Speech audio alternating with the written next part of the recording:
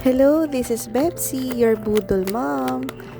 So may gusto nga akong agad-agad na i-share sa inyo kasi napakasulit niya. So, itong nag-grocery ko na to is below 500 pesos lang. Yes, 500 pesos.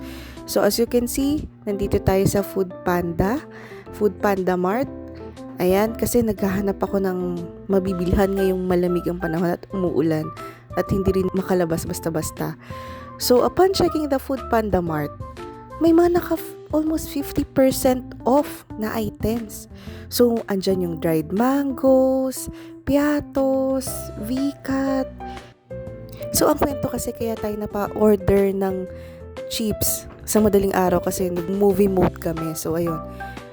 Kaya parang sabi ko, ba't pa gusto ko ng chips, na-miss ko kasi hindi naman kami talaga nagsastock ng mga chips, ng mga chichirya kasi medyo masama din sa kalusugan. So, I tried to purchase sa Food Panda Mart. First time ko palang umorder sa Food Panda Mart.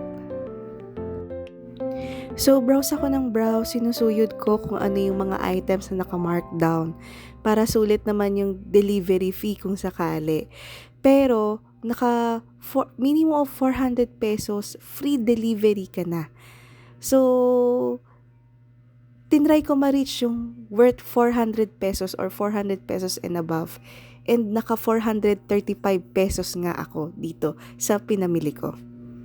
Kaya nag-check na rin ako sa ibang mga categories ng food, pati sa mga cold cuts, sa mga frozen foods, kasi nga, Diyos ko, chichirya lang for 400 pesos, hindi naman pa pwedeng ganon. So, dapat samahan natin ng mga essentials talaga ng mga pagkain.